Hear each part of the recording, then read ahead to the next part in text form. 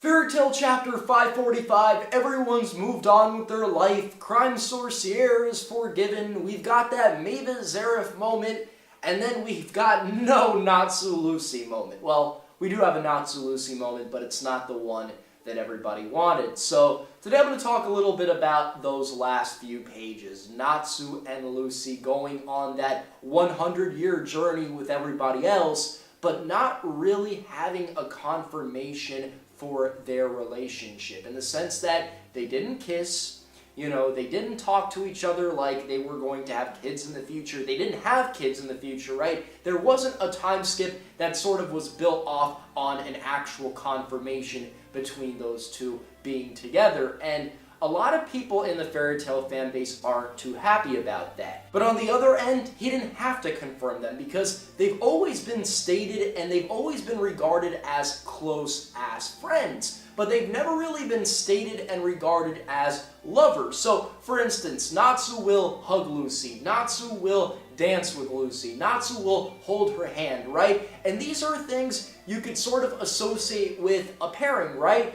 But at the same time, he's never really shown any sexual interest in her, right? Like, if they indeed have moments where, they're naked together accidentally or something sexual happens, it'll be masked in comedy. It's not like Natsu's here 5 minutes really thinking about, oh man, I need to see Lucy's titties. In the same way that Juvie is always thinking about Gray's dick. That shit was never a thing between those two. So, Natsu's always been a very innocent person that loves adventure, and it's not like he's gay, right? He likes women, and he probably thinks Lucy's pretty, but he's not thinking about her like that in that way. He sees her more like a friend. But Hiro always had the opportunity to take it in that direction, so they could have kissed, and I know a lot of people would have loved to seen that kiss. Me personally, I kind of wanted to see them kiss, for Natsu to basically hold her hand like this and then drag her away, I'm like, yo, come on, Natsu, why can't you just be like, oh man, you're so beautiful. French kiss the fuck out of Lucy, but none of that shit happened, and I don't know, guys, in a way, it's not very shonen-esque, right? Because, a lot of times main characters or, the main female and the main male will sort of come together by the end. But Hiro actually decided to leave that open. So I'm guessing he did that because he wanted people to see those two more as friends. He wanted people to see those two going on adventures in the future, but not have that very romantic element, kind of. Because here's the thing, when you go on an adventure with a lot of people, and you have two lovers, it's almost like you gotta focus more on those two lovers together, they gotta actually spend quality time together versus them being a family, them being a guild, and them all spending time together. And that's not to say that Gray and Juvia, Gajil and Levi and all the other pairings in the series have to be completely, focused on, specifically independent from everybody else, but Natsu and Lucy is a little bit different than those other pairings, because they are more relevant characters. They are characters that are somewhat main characters. So if those two are together, they're going to have to shift focus naturally off of everybody else and sort of put those two in the spotlight. And we're going to have to see those two together as their relationship progresses and develops to the point to where maybe they have kids or build their very own unique family, an extension off of the Fairy Tail family. And that's the thing. I don't think Hiro's goal with the family-oriented Fairy Tail was to extend the Fairy Tail family in that way.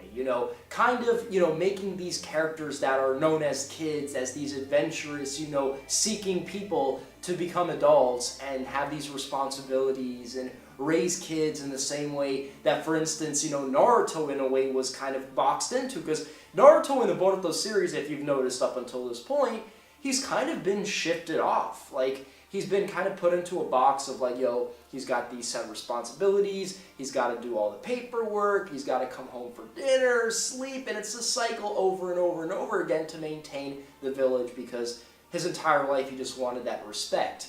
Whereas Natsu and everybody else, they're much more simple-minded. They just want fun. They just want an adventure. And for Natsu and Lucy's relationship to be confirmed would be extra responsibilities that maybe Hiro didn't want these characters to have. Not necessarily that, you know, we're going to get all these new fairy tale chapters in a time skip, and we're going to actually see these characters in their adult life. They could have very well ended it with a kiss, that they're actually together, but that's it. We don't really get any more fairy tales. So Hiro had many options. I personally would have liked a kiss because I thought it would have been really cute. I think Lucy's absolutely beautiful. I think Natsu's actually very attractive. So they would have made a great pairing, you know. And yeah, their lives continue. Lucy wins an award for her book. I would say my favorite moment between those two is when Lucy jumped off Phantom Lord headquarters, and you know, she jumped off knowing Natsu would catch her.